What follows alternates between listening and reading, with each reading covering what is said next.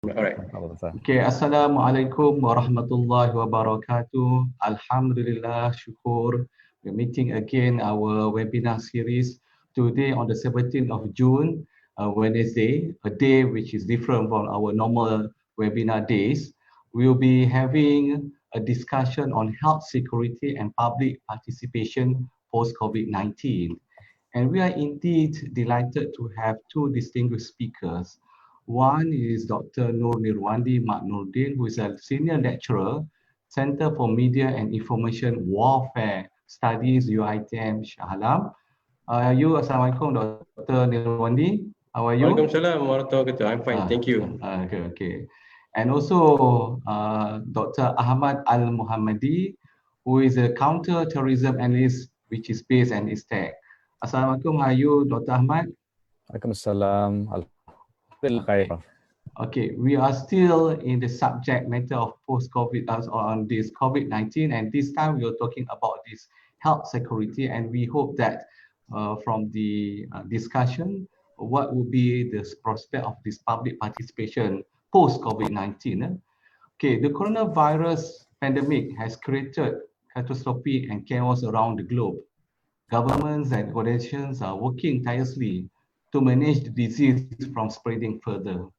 Despite concerns of poor healthcare infrastructure and limited equipment for screening in certain nations, many countries in Southeast Asia region have shown remarkable recovery rates such as in Cambodia, Vietnam, and Brunei. Surprisingly, if we can see, developed countries like United States of America is performing purely in managing the COVID-19 crisis, even with advanced medical technologies. If we can see, more than 2 million people in the US have tested positive for the coronavirus, and more than 110,000 have died. The growth in new cases and deaths overall has at least temporarily slowed, but that pattern hasn't been consistent across the country. New hotspots are emerging as others subside. In Malaysia, we have about 8,500 people have been infected with COVID-19, with 120 death cases have been reported so far. So during this early stage, the country used to witness high cases in the region with triple-digit cases recorded every single day. However, a significant plunge was seen after a certain period of time. So what significant that taking place in Malaysia? It has been applauded for the good performance in handling the crisis.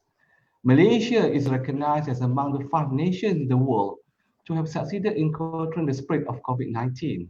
Our Health Director General, Dr. Noor Abdullah, was named as one of the world's top doctors in handling the crisis. But of course, the true recognition should be for the whole nation. It is the people of Malaysia who have given their fullest to win the battle. Malaysians have been giving their best efforts and compromising with the rules and regulation by the authorities. So we have the MCO, we have a few phases of MCO, and now we have this RMCO. Malaysians are very patient and we are very disciplined taking care of this. What we are experienced about this, it also has a strong implication to the national security, and thus, given the gravity of the issues concerned, as I mentioned earlier, we have 2 speakers to speak on this with the topic health security and public participation in the post-COVID-19. Perhaps we have 2 rounds, but we will start with Dr. Nirwandy. The same question also will be addressed to Dr. Ahmad later. We can start with Dr. Nirwandy. Can you explain a bit the concept of healthy security? Thank you very much, the organizer, for inviting me to explain and to give some talks, inputs on the related topics that we're discussing today. As we are far known and we are concerned, COVID-19 have reached into situations that beyond imagination. Never we imagined before that the situation would happen and affected lots of countries, including Malaysia. If we talk about it, discussing the COVID-19 in terms of human security perspective, so it is good for us to know at least several concept of human security. For example, in 1994, under the United Nations Development Program report, where Mahmud ul-Haq coined the terms of the human security. So it was later gazetted under the United Nations Resolution 66290 in 25th October 2012. In that particular elements in 1994, one of the elements that have been stated under the human security is to look into the individual security rather than the state security. And it outlines 7 forms, 7 dimensions, 7 types of threats that might be important to address on the issues of the human security. So it talks about the economic security, it talks about the food, the political, environments, personal, community, and of course, one of his statements, one of his stated in the human security reports is the health security. So this is when it comes to realization how important health security at that particular moment and for the whole period of time in global address, particularly on the threat. So when we talk about health security, the human security calls for people-centered, comprehensive, context-specific, and preventive attended response that strengthens and empowers of people and all communities. So this is where you could see the functions of security have evolved in looking into the individual-centric, particularly on the health security. So this is quite important for us to understand, where the concept of human security is nothing new, where concepts of the health security particularly is something related to the event, particularly the larger concepts such as the human security and the individual security in the nation states. In the Islamic representation, for example, I think most of us are very aware or quite aware of the representations of the maqasid of Sharia, the objective of Sharia, where it talks about the human developments and the well-being. And one of the core elements, the enrichments of the ingredients, talks about the enrichments of posterity, where one of the main conditions to ensure that most of us living happily, healthily in human developments and human being stated under the core foundation, the 5 conditions of maqasid or objective of Sharia, is the healthy environment. So you see, even in Islam, it represents the scopes of representation on how the core elements, the concept of health security must not be taken lightly. So if you look into the overall global representations of concept of health security, you could see some generalizations of concepts. Most of the nations' interpretation, the CDC, control of preventive disease, looks into how it should ensure the health security must ensure the health of the populations. It must look into the potential and to control the outbreak. We have seen such cases in the global representation. We have talked about Zika before. We have talked about Ebola. We talked about H1N1, malaria, cholera, and even SARS. But nothing have come as close as what we have now as the COVID-19. So this is where the global concept representations emerges and come out with a form of generalizations that it talks about the emergence of new diseases, infectious diseases, and how to stop and to curb those diseases from spreading across around the globe in the world, and particularly in the certain country or nation states. In fact, I believe that after this, Dr. Hal will talk about the WHO elements of interpretations of the global concepts of the health security. But if you look into the earlier parts, the preamble of the WHO 1946 Constitution stated that most of the people in the world, all the people, individuals in the world must be entitled to happiness, harmonious, and security of all the people. And the core principle of the Constitution, the spirit of the Constitution, stated that health of people is fundamental to the attainment of peace and security. So this is how the spirits and the strong statements of the Constitution state about the health security. And in one of the WHO Assembly resolution stated that the health security concept to a global strategy for preventions and movement of communicable disease, again, is stated around the word, the core word of stopping and curbing a certain disease. And this is also been regulated by the IHR, International Health Regulations, in 2007, gazetted in 15th June 2007, that talks about what is supposed to be done, the rights and the obligations of countries to public health events and procedures in curbing, addressing a certain disease and situation. So this is generally on how we should look into and explain what is the concept of health security. But the pandemic of COVID-19, if I might extend on my elaboration, if we come out into a situation that we are now considering talking or discussing health security in another concept that we call the practicality concept of health security. So this is what happening under a certain situation that we have under the COVID-19. The interpretations of the deductive explanation concept of health security have to be understood and have to be known in the new concept of what we call the health concept practicality experimental system. So this is where the country preparedness and readiness is tested to the limits. And we could see that how the practicality concept of health security have tested all the nations around the world. We are quite lucky.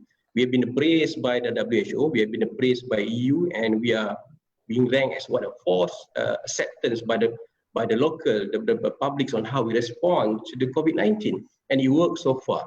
But when it talks about the concepts of practicality, it looks into how we have managed to, when we talk Malaysia has managed to utilize an element of practicality in curbing the disease of COVID-19. One of the best example is the usage of sections Act 342, Preventions and Control of Infection Diseases, where it uses all the element of national agency, all the article and all the sections under the Act 342 to use the practicality element by imposing a certain forms of restriction, control, and preventive measurement that have worked so far. So this comes into Prof early address that talks about our first ever MCO, Movement Control Order, continued by the Enhanced Movement Control Order. Then we have the Conditional Movement Control Order, and now we are in the phase of Recovery Movement Control Order. So this is where it enters a phase that for the definition of the concept practicality in addressing the extremistical warfare, which is we never know what's the enemy, the capability of the enemy, and how the enemy exists, because it seems the enemy is through everywhere. So the concepts of extremistical warfare and the practicality of addressing the new values of concept, understanding the health security, had tested the nation to its limit. So this is where we have come out. So lots of nations have come up with their own SOP, procedure, infrastructure, the lockdown, converting some area of public places to curb the diseases. The biggest lockdown in India that worked so far, and of course we have our own standard operation procedure, and we are very grateful that we have a very capable and very strategic frontliner with lots of agency participation.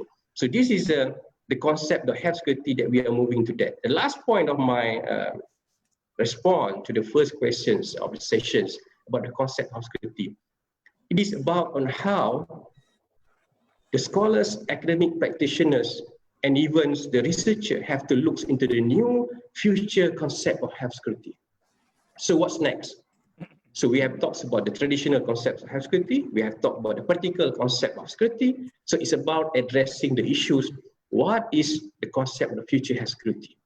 So does it involve any forms of artificial intelligence? Does it involve into forms of software, experimental processes? Does it involve into statistical data? Does it involve into big data, algorithms, Internet of Things? So these is all the elements that make a forms of challenges to a nation state, to agency, particularly agency that looks into the CDC, that looks into how to control diseases and preventive of that. So that would be my first elaborations of understanding the concept of the health security in we are moving into the post-COVID-19 era. Thank you very much. Okay, thank you very much, Dr. Nirwandy. A very comprehensive and holistic presentations on this concept of health security. You have covered from the global perspective, a bit from the Islamic perspective, taking into considerations of the Maqasid Sharia, as well as into what is taking place in Malaysia. And I think in your last few words for the first questions, you have taken the audience into how the scholars, the practitioners, the researchers look into the new future of this health security. I think this is something that I think it is quite interesting. Scenario that you're talking on this perspective. I say perhaps if we have time, perhaps I think we can elaborate more on that, or perhaps that would be something that is quite interesting points. Okay. The same question I would like to address to Dr. Ahmad. Can you respond on this concept of health security, perhaps from your perspective? Yeah, thank you very much. And first and foremost, I would like to congratulate IAIS for organizing this talk, and also to you as moderator and my co-panelists who has contributed significantly to our discussion and provide a good background to our discussion this morning. We actually, basically, we are talking about health issue. And if you look at me, I'm not a medical practitioner, and none of us actually medical practitioner in the real sense, but we are talking about this issue because, as we can see right now, the health issue that we have today, especially pandemic COVID-19, was considered health issue in the beginning, but later on become security issue because the magnitude of the problem is undeniable. It is unprecedented. None of actually government in the world, including the government in the United States, in Europe, and in many parts of the world, would imagine that we are facing a serious health security, health issue at this magnitude. If you read the report in the beginning of the pandemic COVID-19, the government of the United States was quite hesitant to the way to respond to that. Even WHO recognized that it is pandemic in the later stage. When the problem appeared in the early January and February, I posted a kind of statement on Facebook. I say that this pandemic is very dangerous because I try to compare pandemic COVID-19 with the threat of terrorism. Because terrorism is, you can see, it is visible. And then we have actors who prepare things and then conduct an attack on certain location. That is the nature of enemy that we are facing. But if you look at virus COVID-19, we have the similar kind of enemy, but it's a little bit invisible. It is different in nature because it is invisible, it is fast, it is lethal, and it is spread rapidly across the world. So by comparison, the threat of COVID-19, and if we compare with terrorism, it is much more dangerous than terrorism. So if there is no efforts, initiative is taken from the beginning, we are actually facing a threat which is more dangerous than anything else.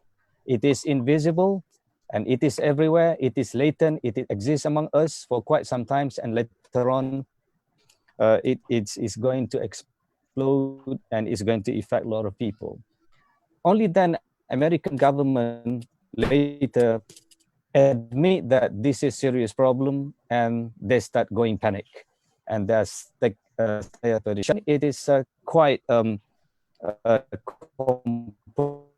composed in response. Well, the National Security Council document, it is stated that one of the threats that we are in today is the pandemic diseases. So at the MKN, or the National Security Council, they already have a document that prepare what should be done whenever we face this problem. So when this thing happened, then it put to test the plan and the idea that we have on paper, and we can see that it is worked very well. The government decision to do it, it is very, very timely, and I think that even though it is, I hope that it is, it act on it much earlier, but we still have a time. Anyway, we managed to do it successfully because the magnitude of the problem we can see very, very clearly. It is not only affect the health, but also it's affect economy. So it has spillover effect. It has spillover effect to economy. It has a spillover effect to social life, to political life, to psychological state of individual. So, and of course, at the beginning of the pandemic, I also observed that is there any chances for the terrorist organization to make use of this pandemic and try to use it as bioterrorism? So there is possibility. Of course, it is far-fetched. I mean, it is unimaginable how a terrorist organization can make use of this, but we have to be aware of this, and we have to be well prepared to face a new future, a new challenge, because a lot of things happen in the world today. It is actually unpredictable. And I always remember, in analyzing certain issue, we have to consider one important factor, that is the role of imponderables. There are things which is unexpected. For example, in the case of COVID-19, none of government actually quite well prepared, even though the intelligence community was like giving a warning that there would be a kind of pandemic taking place. But the impact at this magnitude, no one actually has ever predicted that. So because of the nature of the threats, then it is no longer health issue per se. Now it's become security issue. So the concept of security, non-traditionally speaking, it is no longer about military, about the police, about the protecting the national security, but as the Dr. Wandi mentioned, is about human security, the well-being of the people, because the well-being of the people will affect, if it adversely affect the well-being of the people, then it's going to affect the economy, it's going to affect the country, and it's going to affect the market, and so on and so forth. So the understanding of the concept of security now has changed after COVID-19. That is the most important point. So it is no longer about the national security per se, but also about human security and health security. Because if the health security of people is affected, then it's going to affect everything else. Okay. To Dr. Ahmad? highlight the understanding of the enemies. The enemies, the concept of enemy is also changed because the nature of enemy has changed from visible to invisible. So I think this is the new thing that we have to look into, and I believe that we need to look into this, and perhaps a serious study need to be done on these things. Thank you very much. Okay, thank you very much, Dr. Ahmad. I think during Dr. Ahmad's presentation, there was a bit of technical hiccup. I think the quality of the other side perhaps has a bit of problem. Perhaps I think we hope that the audience can follow the discussion. A few sentences perhaps missing during the presentation, but we hope that the audience can bear the topic. I think what Dr. Ahmad make the comparison. I think it is quite interesting when you began your presentations of this. Clarifying the concept of this health security. You make the comparison between COVID-19 and terrorism. I think, and towards the end of your presentation, also you see how the significance and how the danger that we are going to face having this invisible thing that you mentioned, COVID-19 with terrorism. You can see, the preparations, the so-called the culprits. But when it comes to COVID-19, it is quite difficult. But anyway, as you mentioned, prediction will be something which is people did not predict it. But if we go back to the history, so if we go back in 1930s, for example, there was a big pandemic that was they will call it the Spanish flu. And if you go back to the history before that, perhaps you can see and we can have, seen a few of other pandemics starting quite early. So that would be something I think as human beings we need to prepare. It's like the economy. Almost every 10 years we have a cycle of recessions, of whatever things. I think slowdown of economy. So in terms of health for the human being as well, I think we need to also look into this. That's what I can see. But anyway, thank you very much, Dr. Ahmad, for that comparison. Very interesting comparison. Now we move to Dr. Nirwandy. Perhaps you can, share with us what are the role of public participation in protecting or preserving health security. Over to you, Dr. Nirwandy. All right, thank you very much, Dr. Prof, moderator. If you look into the situation that we have today, when the pandemic started, as mentioned by Dr. Ahmad, that most of the country were taken it very much lightly. because never, even the intelligence, I do agree with the statement that even the intelligence was saying that there might be a forms of pandemics that will happen, but no one have imagined it would be this large scale. I mean, the scale of the is beyond imagination. So when it happens to a certain country, particularly Malaysia, the first response, of course, it bears into how the public are coping up with that. So in normal process of cognitive thinking, psychologically, people will seek for the element that we call the consistency. So this consistency leads to lots of elements that eventually give a value of self-confidence and a value of safety net to all the citizens in the certain country, including Malaysia. So the first response for us is how do we avoid that contagious disease from affecting our family, our society, and our community. So we could see all the initially people were quite scared to go out. People were quite scared to share things. People were traumatized by touchings on everything. In fact, they even washing every single thing that had not been washed before. And we could see this procedure, this build-up standard operational procedure, are being derived naturally, not by the intention, not by the formal procedure that came on later by washing your hand, social distancing, and so on. But naturally, people tend to seek the consistency of mind on how to avoid things from happening to them, in particular terms of COVID-19.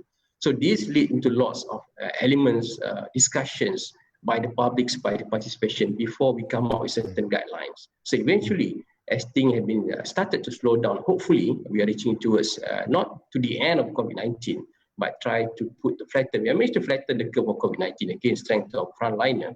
We have flattened the curve by quite a small number of cases in terms of local spreading.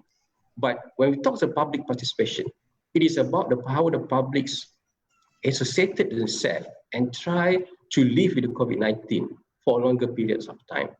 WHO have warned to the global population saying that the COVID-19 will be around for quite some times.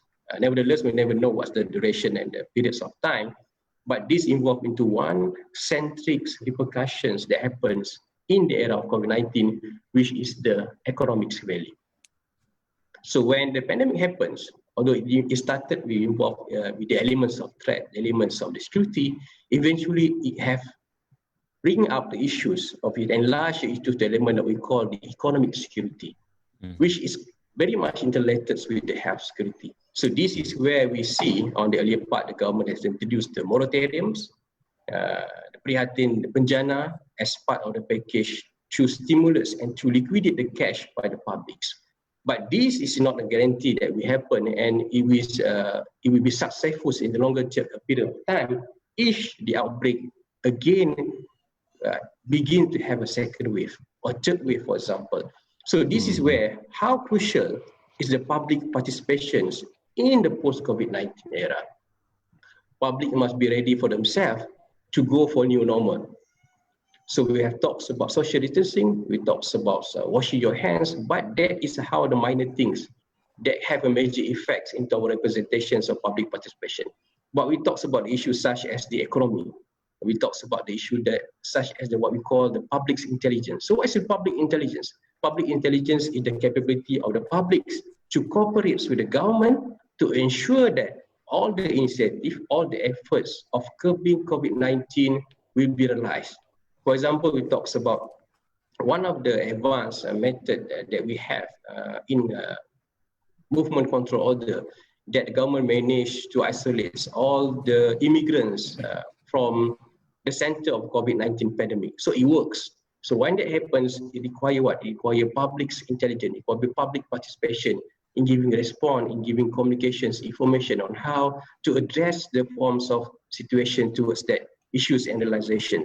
And involve the elements of educations on how we must start to educate our family, our kids, our society to adapt into new economic value, to adapt to new elements of health, security. So this is again on how interrelated of public educations, public economies, and public participation must be realized simultaneously. There must be a strong realization by the public that you need to address the issues by stages. You need to address the issues by a forms of unity. First of all, we must tackle the economics issues. And the economic issues must be tackled when the economics is be able to open up to the community, to the society, if the pandemic is within control, because that is very much crucial. And to ensure the economic security, the public need to be educated and need to educate themselves to comply with all the regulations. That is fundamental, that is a must. And the public also need to be more responsive toward giving information, to giving solutions to the agency by not giving a lot of condemning factors towards the issues and society. Because this comes to my fourth point. I've talked about the economy, equations, and the public's intelligence, which talks about the cognitive positive thinking in the era of COVID-19. We have seen in social media, for example, lots of social discussion, and some of them, to one extent, also give some positive remarks, values to the frontliners on how we do that. But apart from them, we don't want the public to be trapped into a negative cognitive discussion. We want the public to create a forms of unity in the social media. We want the public to be in a forms of togetherness to provide solution on how to address issues and how to become a better nation in the post-COVID-19. So this can be done by a good participations in communications, cognitive positive thinking skill, by putting lots of innovative idea, by putting lots of recommendations, by putting lots of suggestions, and by bringing up the nations in the forms of the era. I was with some of the forums yesterday, last night. We even talked about digitalizations, on how to boost the gigs economics, on how to boost the fundamental values of shopping online, the local products, in order to make sure that the nation liquidity of cash, the flow of cash among the publics, the PKS and the publics is stable. So this again, why? It requires a public participation, because we need to be assured that the changing of lifestyle, changing of values, changing of order need to be in line with the government effort, need to be aligned with all the elements that we've gone so far in addressing the issue, that making sure we reach into this level that we are quite safe. So by interacting positively in social media, giving innovations, giving ideas, giving values, and sharing of good positive value will help to boost the public participations in that forms of element. So when this happens, it will create a forms of national unity, the togetherness in the forms of society. We have seen that. I think if we look into the scale, when there is a disaster, it's quite normal. The elements of unity, the scale of unity will be heightened up into this form of a percentage, forms of scale. And we want this to continue to happen in the society that looks into these representations of the element. And this is where we need a pushing factor, people to come for innovations and people to look into that. As we move to the era of digitalization, era of the education standard, era of things are related to digitalize, we must also ensure that digitalization does not hamper any forms of traditional values, any forms of cooperations within the publics. What I'm trying to say, of course, we promote digitalizations, we promote public participation. But I do hope that in the era of digitalization, for example, we're talking about the spendings of the PKS value, spending of supporting local products. They also must have, the entrepreneurs also must have the security and the obligation to ensure that they also manage to spread their economy to those who are out on the job in the country. This is what we call the togetherness, the unity that we can have a form of cooperation in addressing the forms of public participation post the health security. So by having all of this mean together, by having all realization, it need to be squared to two main factors that we talks about: flatten the curve, ensuring that the curve will not have an exponential spike, will be quite safe, although we not end totally, but at least we'll be quite safe for a longer period of time, and it will stabilize the nations in terms of the economic representations. Because if we manage to have this in the forms of two core elements, eventually in the longer run, we lead to more inclusive participation. And in order to reach into this particular standard, to this particular effects of core values, we need to have a full public participation. We need to create the elements of togetherness. The public needs to be with the force. The public needs to become a public intelligence. The public needs to know that every element of digitalization must benefit the society as the whole. So this is when eventually I do hope that it will trigger some forms of response. We're not talking about a simple measurement, we're talking about wash your hands, social distancing, wear your mask, behave, avoid crowded places. That is a normal value. That is a physical, general layer values that have been discussed, have been advised for us to follow. But we are talking into more in detail depth value in how to ensure that the togetherness of the community, how to ensure that the public respond in promoting social and positive value could bring the economy together. There are people affected. If you realize, if I may instance, there are people who are out of job, retrenchments, people who are out of job on a larger scale. But if this is the issues, so what's next for the country? So the next set of country to ensure on how the togetherness element will at least benefit those who have been on the negative side when the COVID-19 happened. Some people are lucky, some people are not lucky. Also, this is some of the element that I think require strong public participation, strong initiative from the public. Don't look COVID-19 pandemics as a particular health security issue. It's more than that. It is how you bring up the nation together, in how you capitalize the pandemics of COVID-19 in bringing up the elements of togetherness, public satellite, public intelligence society system, increase digitalization without dumping on your core values. And of course, if this is to get, if we can do it together, we can be a better nation. In fact, we can have a post-COVID-19 that we have a strong and more louder values in terms of how we're addressing the situations. I think that would be my elaborations for the public position. Of course, if I may add, there is one last point about the scam and the fake news that we are facing in reality today. So this element of scam and fake news has become one of the major problems in the COVID-19. Surprisingly, if we look into the scam and the fake news element, this is also become one of the incoming threat in the most likely phase of the COVID-19. When people get scammed, people have been bombarded with fake news. I think last 2 days, we see a van of KKM was accused of pulling up patients and using a false identification. So this is what we don't want to have in the society. It may look very petty, it may look very small, but if we snowball into a large-scale representations of negative thinkings, then it will bring down into the element that we be like we have been before. So this is where the public participation is much needed in relevant to that, not only looking into the penjarakan social distancing, wash your hand, wear your mask. That is for me a general values.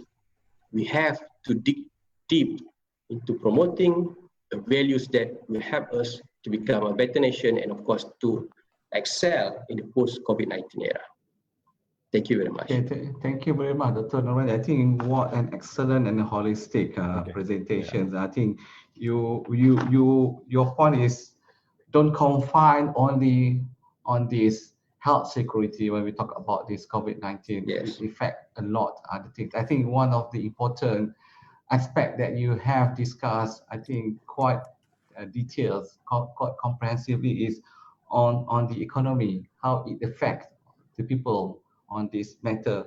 And you also mentioned in your presentations how, I mean, the PKS, the SME, need to take this opportunity of digitalization, how to use this as an effort to, to bring back their business.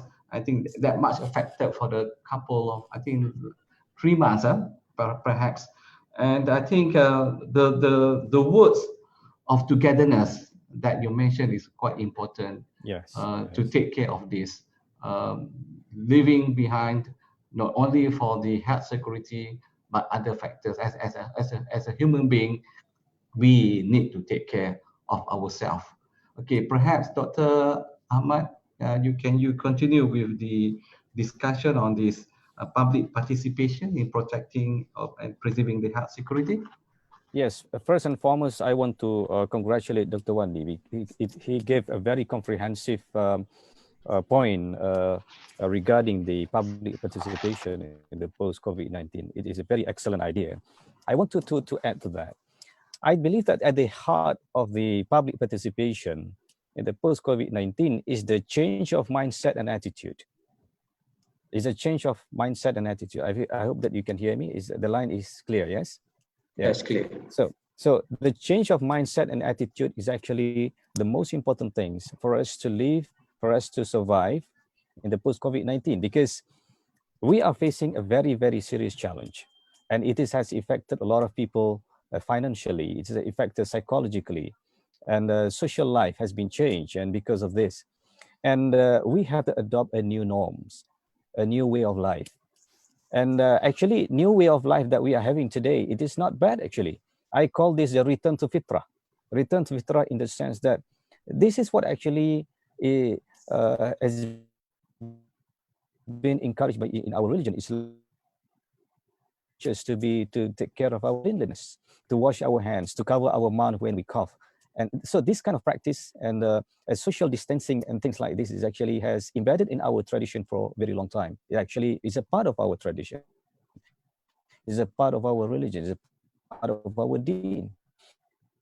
So for Muslims, I think it is not a new thing. However, to practice these kinds in the large scale, in societal level, it takes a kind of the change of mindset and change of attitude, because we want to live together in a different a kind of racial society. A majority of us a Muslim population, but we are living together with other nations as well. So the new norms actually requires a change of mindset. We have to change our mind to see in a positive light, as Dr. Wandi mentioned about the positive cognitive narrative or thinking. It is very, very important to be instilled in the mind of the public. It needs to be a part of our culture. So that is the first point. Second point, I think it is also very important for the public to depoliticize the issue, because many actually comment, okay, when they start discussing about this, they try to politicize it. Well, it is not only the netizen, it is not only the public, but some politician also trying to get this opportunity, make use of this opportunity to politicize the issue, try to gain support through this kind of issue, and through to make gain benefit from this crisis. I think it is unfair. We are at the crisis, at the height of crisis, and some people are taking advantage of it. I think it is very irresponsible act. We have to depoliticize this because it's involved public interest, and it's involved a lot of people. It is not only one individual, one political party, one person. So that is the second point. And the third point is when we talk about public participation, definitely we talk about information sharing. We talk about digitalization of information, sharing information in public, sharing information with certain parties. We want to enter into a certain premises. For example, we have to write our names, we have to write our numbers and things like this. Is involved data protection, as you mentioned by Dr. Wandi just now. I mean, he did not have an opportunity to elaborate further, but I think this is another thing that we have to look into. So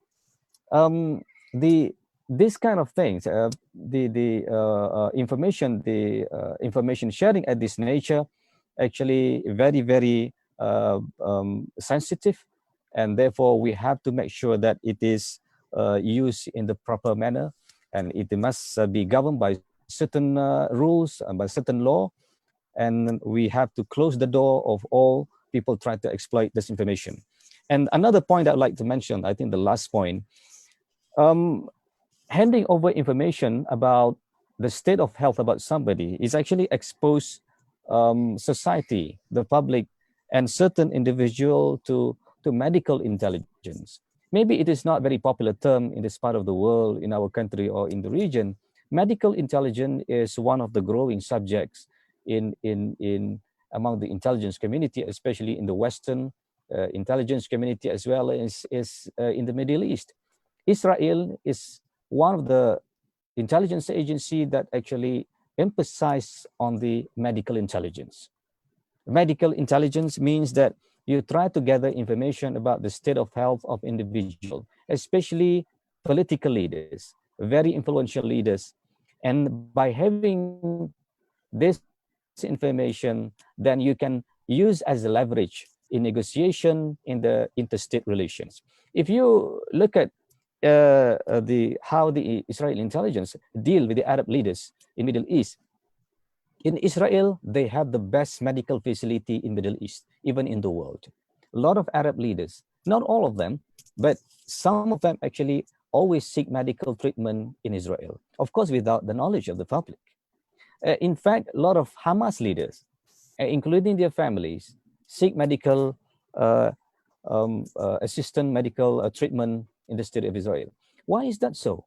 Because health is very important, because when you hand over, when you give yourself to somebody, subject yourself to be treated by someone, by people that you consider enemy, and they manage to save your life, this is unimaginable. I mean, imagine that your enemies save your life. That is going to change your perception toward the enemies. This is exactly what happened when the Al Jazeera journalist asked the former intelligence chief of Mossad, Ibrahim Halavi, he asked, like, why Israel treated the ISIS fighters. He said because it has medical intelligence value. Because by treating your enemy, you can learn something from them. So in the context of COVID-19, when we have this information about the health, and we also have the certain application that can track down the state of health of a certain individual, of people, and therefore this information is very valuable, and because of that, then it will be subjected to certain exploitation and manipulation as well. So I think that's all from me. Okay, thank you very much, Dr. Ahmad. I think you have given and shared 4 points on this public participations. And I think the last point that you have mentioned is about this medical intelligence. And you shared with us how this Israel, the state of Israel is quite advanced in this. Perhaps the questions that we can raise pertaining to this medical intelligence, what Dr. Nirwandy and yourself have mentioned during the presentations, that the World Health Organization, they did not predict this COVID-19 pandemic to this extent. And how this state of Israel, from your knowledge, where they have this medical intelligence, taking into this, the subject matter of this COVID-19, do they, when there is a pandemic burst in China, in Wuhan, did they expect that it will spread throughout the world and become a very quite serious pandemic throughout the world? Do you have any idea on that, Dr. Ahmad? Actually, quite early. In terms of taking what they call step to prevent this disease in Israel. The moment they received information that the disease was actually spread across the world, they have taken the measures to shut down the borders and also to screen people who are coming and to stop flight from flying. And definitely, of course, they activated the vast facility, the medical facility across the nation. However, it doesn't stop the spread. It's still actually one of the countries that has been badly affected by COVID-19. So meaning that even though they have the best medical facilities in the world, well, of course, United States, they also have the best facility in the world. But when it comes to facing the invisible enemies of that nature, it is very difficult to deal with it in the best way possible. So Israel, one of the countries that's been exposed to that, and it has the rate of death as well. Okay, thank you. Dr. Nirwandy, do you want to? If I might add to that, I'm agree with what Dr. Ahmad mentioning. So when this happened, even the best facilities in the world could not cope with the potential or damages that have been caused by the COVID-19. One of the elements is what we call in the era of the asymmetrical warfare, where the enemy is mostly invisible. And the equations of enemy, the real strength of enemy is not known. So the nature of asymmetrical warfare, particularly when we talk about the bio-warfare element in today's society, become much more difficult and much more complex. So what happened when COVID-19 pandemic reached Wuhan? People were saying that this is the only place that will be affected, but they never been imagined that if we have a large scale throughout the nation, in fact, throughout the world, and even most of the country will be affected by the COVID-19. So what does it mean? It means it brings back into a new concept of organizations, a future concept of human security. That human security have to be acknowledged, have to be conceptualized by three main components through inductive values. The first component is through the conceptualizations of human security. How do we conceptualize human security? Post COVID-19, the new pandemic that have reached all the nations, almost all the nations in the world. So what will be the next forms of conceptualization that we need to look into that? Is the forms of structural representations. Is the current structures enough, as what mentioned by Dr. Ahmad? The best facilities in the world, it did not stop COVID-19 from spreading around the world. It gives the idea and it put a pushing factor, inductive forms of innovation, where people form lots of representation. For example, Malaysia, we use Act 342. We use the MCO, EMCO, RMCO, without having experience of doing that. So these pushing factors for innovation, we'll be able to conceptualize the future forms of human security. So the next thing is putting the structural representation into operationalizations on how to make sure that it operates during critical periods such as this COVID-19 pandemic. So this is where the future threats, it requires the element that could be snowball or could be summed up into one main element that all societies in the world, agency, individuals, academic researchers, community leader, and of course the health security functioning departments agency is the total minds of mind security. So every single individual have to come out with realization we need to have a minds of security from day one of COVID-19 until the end of the world. Because this is not an exaggerating statement, because if we may develop a forms of mind security and we have lots of inductive values, people who got ideas, innovations to settle things when it comes to critical security elements such as what we have today, so then we could develop lots of new representations to formulate a new concept of security, putting it into a structural recognition that will functioning and operationalize well during a critical period. We cannot be using the same old manual. We have to be more explorative. And of course, the public need to have a very good mind of mind security. So this is what the public participation and foremost is very much important. They know what is a threat when they see a threat. They know that health is a form of threat. When we talk about pandemic diseases, mind security, health security, so it is a form of threat. So they are more cautious, they are more careful, and they are more worried about the implications of health security to all the elements of security. Economics, food, personal, political, community, and the representation of health security does not rigidly or could be discussed only on the element of security because it affected lots of elements, and we have tested not to the limits, but I think we have known our capability by so far, and we must confess that if this thing prolong, most nations will collapse. Most family will collapse. Even most individuals psychologically will collapse. So this is about time to create a new inductive value on how to conceptualize a new forms of addressing issues such as health security by developing all the elements, the new conceptualizations of human security, and at least to promote the idea of mind security to all individual of Malaysians. Okay, thank you, Dr. Nirwandy. I think a very good answer and also elaboration on these questions.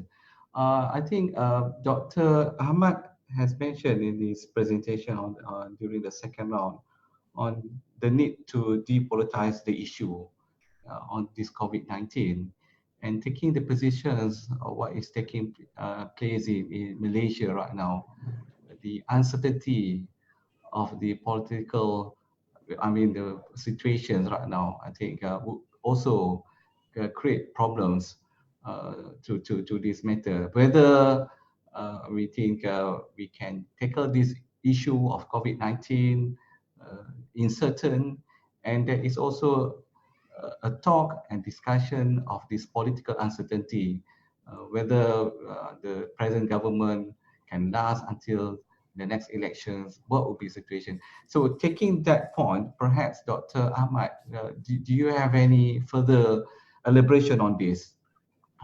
We just confined to our country, Malaysia, with regard to this. Do you have any points to elaborate more on this? Well, it is very interesting. Actually, COVID-19, I mean, is a kind of paradox. Some people try to politicize it, of course, but COVID-19 saved this government, at least for now, because we have to focus on facing the threat of COVID-19. And the government has done a very good job, actually, in terms of providing the mechanism to face, to manage the problems, to manage the threat. And I can see that the role of MKN, is very, very vital in providing a single hub for all information related to COVID-19. And this shows the efficiency, this shows the effectiveness of the government to manage the problem. And I also have to give credit to the Prime Minister, who I tried to follow all his speeches from the beginning until now. When he gave a speech, when he gave a statement on the COVID-19, he did not mention about political stuff. He mentioned purely on the issue and the problem that they are facing and the method and the strategy that the government is doing in order to overcome that. I think this kind of attitude is actually helped him a lot in gaining the political legitimacy and acceptance among people. And right now, he is called as Abah, I mean, by the netizen. And this actually phenomenon, this is a new phenomenon actually. If people start using the term Abah to him, it has a strong implication politically, because the term Abah shows respect, shows acceptance, humility, you know, a family kind of bonding. So it is very good in that sense. But of course, given the nature of our politics today, the instability remains. So I think this is what worries us, because we do not know what is going to happen in the next few months. Maybe we're going to have a new election. Maybe the government is going to stay. Maybe we're going to have the new government. So this actually need to be a stop. We need an order right now, because we cannot afford to have a government who keep changing from one to another because of the buying of the politician and so on and so forth. And of course, I would like to mention the last point. It reminds me of one book written by Nassim Talib.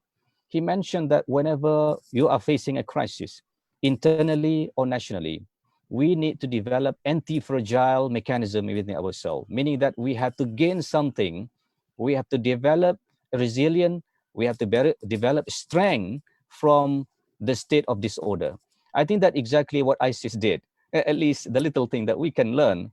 ISIS actually grew out of disorder. He learned something from this.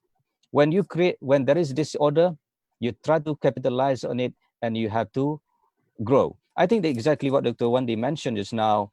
We have to exit this crisis and grow stronger together in unity and strength. Thank you.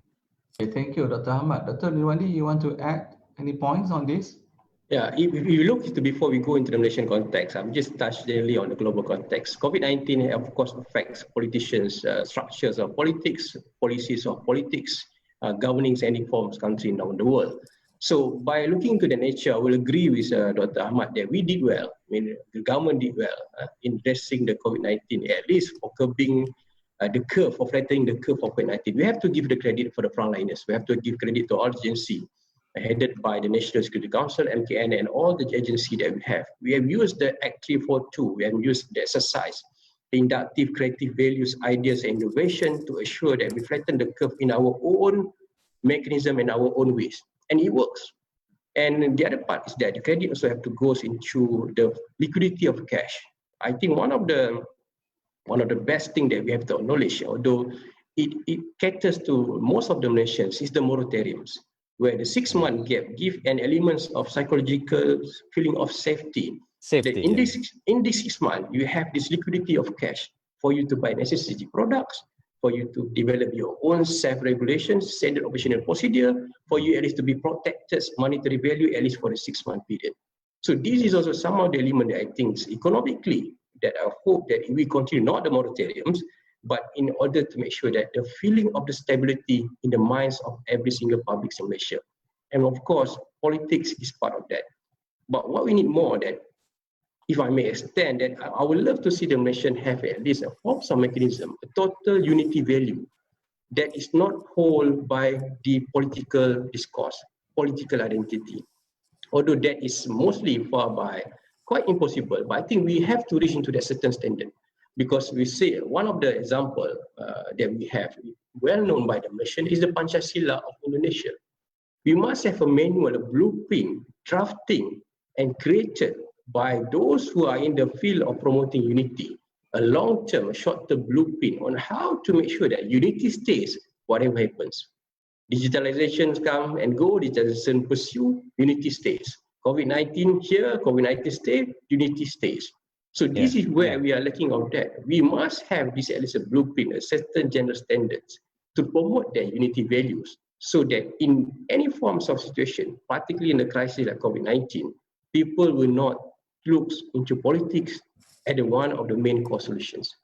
Because if the agenda is good, if the agenda is great, the policy reach into certain standard, then we should agree and we should go together until that we settle the matter of the crisis. So this is some of the elements that I think we have started to learn and to depoliticize ourselves. Of course, politics is part of the upbuilding of nation, society, the future directions of the country, of the world, but we need to bear in mind, politics solve issues and situations, but the policies that matter.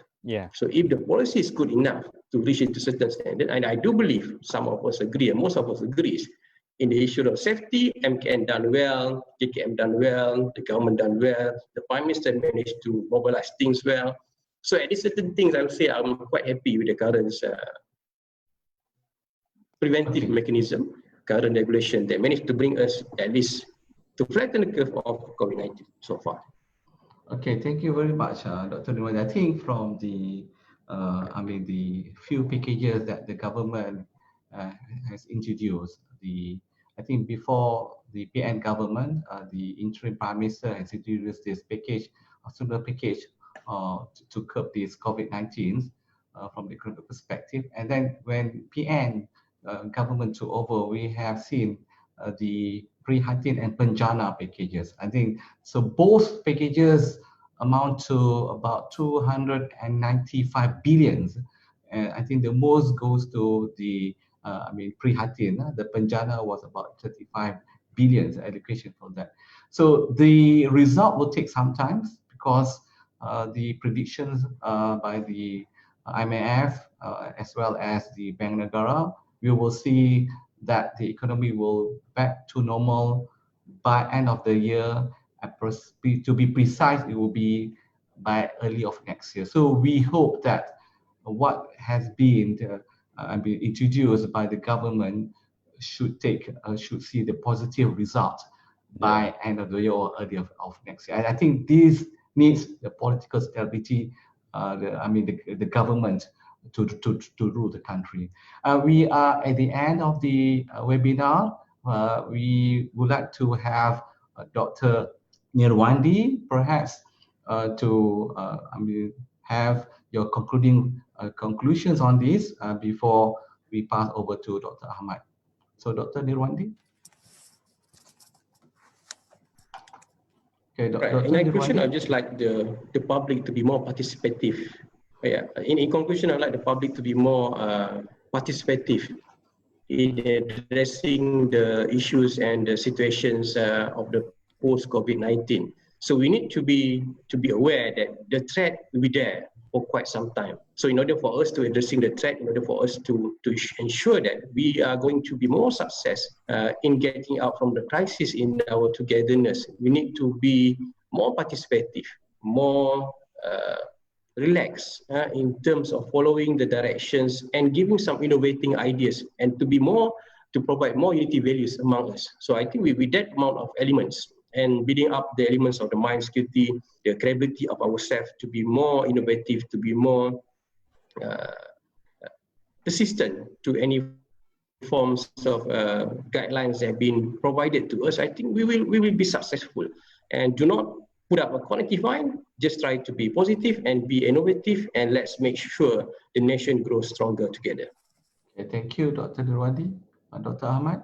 I would like to mention 3 points. Number one, we need to develop an internal health security. We have external health security, meaning that the society which is healthy, which is safe from the diseases and so on and so forth. But it must start with the internal health security, meaning that an awareness, a mindset, an understanding, and the attitude and the culture that we cultivate within ourselves.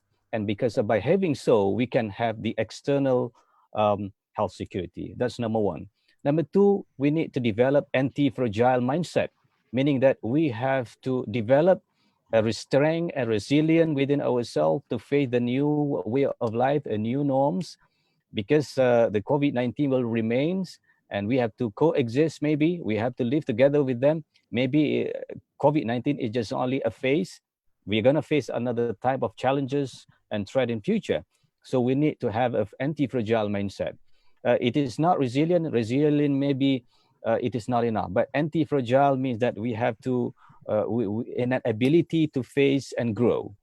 And the third one is we need to ride the wave of post-COVID-19 life in order to grow stronger and becoming more successful. Thank you very much. Okay, thank you very much, Dr. Ahmad. I think we have seen and we have this. Watched and also heard, and then the two distinguished speakers shared on this topic. I think is quite interesting, and they have enhanced and elaborated in holistic points. And we would like to thank, on behalf of IAIS Malaysia, we would like to thank again Dr. Nirwandy and also Dr. Ahmad El-Muhammady for spending your time in participating and joining the discussion in our webinar today.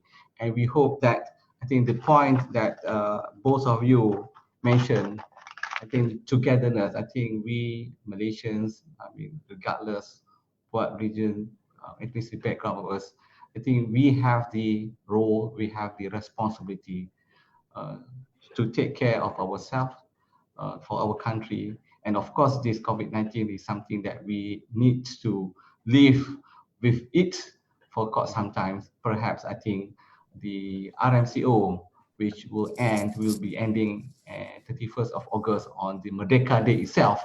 So we hope that was something that we can see a positive, perhaps the following subsequence of normal life would be there. And of course, I think the points that Dr. Ahmad mentioned about the change of mindset and attitude of the society, I think we in Malaysia, it is quite crucial. And of course, the main and the fundamental beside of this health security will be, I think, how to sustain in terms of economy. And that brings us the end of our webinar today. Thank you very much for your participation. Thank you very much for your time. Till next we meet again. Assalamualaikum warahmatullahi wabarakatuh. Waalaikumsalam warahmatullahi wabarakatuh. Thank you. Waalaikumsalam warahmatullahi wabarakatuh. Thank you very much. Thank you.